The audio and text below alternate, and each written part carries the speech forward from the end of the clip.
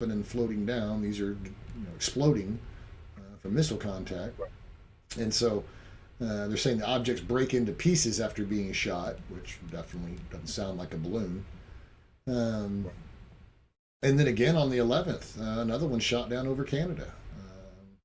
And the F-22s, the Raptors that they're sending after these things, I mean, those are, we talk about some of that conspiracy recovered technology, anti-gravity.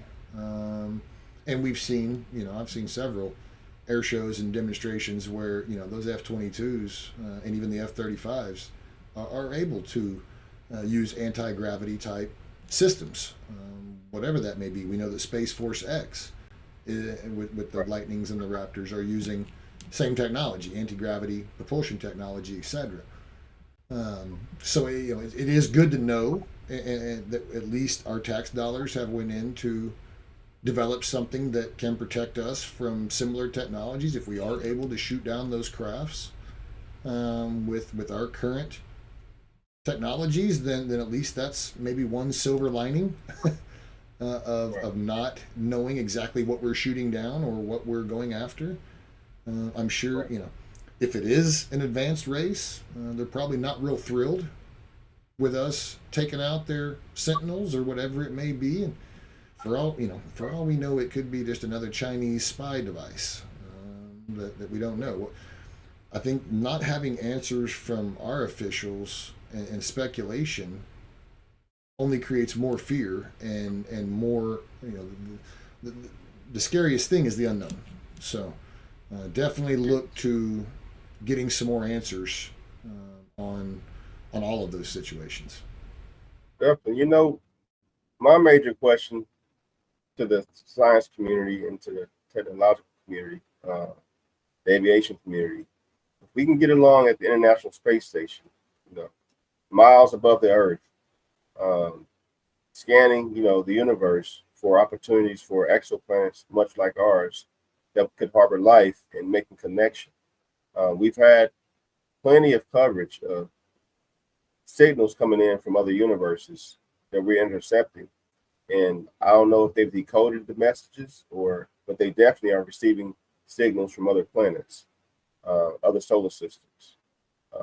But as I said, if we can get along with the International Space Station, we have China there, we have Russia there, United States, and other countries. What are we doing in space that we're not doing here on Earth? That's always been my question. Why is it so contentious for us to share technology and be able to advance the human species, the human race, regarding how we interact and what we can do with the electromagnetic system that keeps this planet held together?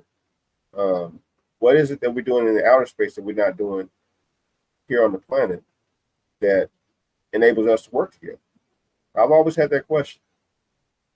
Absolutely, and same thing goes for Antarctica, right? If we can all get along to have an agreement to stay out of there for whatever reason they want us to, which anyone that's followed Admiral Robert Byrd's journeys into Antarctica probably has the same theories I do on why we're not allowed to go there.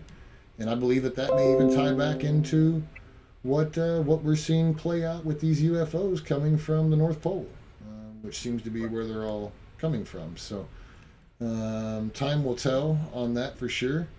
And Theo, I can't thank you enough for joining us today.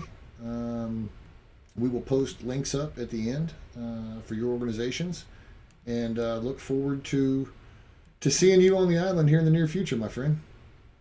Yes, sir, man. Thanks for having me on the show. Very pleased with what you're doing. I'm in full support of what you guys are doing over there. Hopefully I can make it back home. You know what I'm saying? Get a couple of Thunder games, or come out and get on the porch. You know what I'm saying? Fire one up with you, man. Look forward to it, buddy. Thank you very much for joining us. Will do, man. Aloha. Aloha. Are we ready on the east? Ready on the east. Ready on the west? Ready on the west. Get going in 3, 2, 1.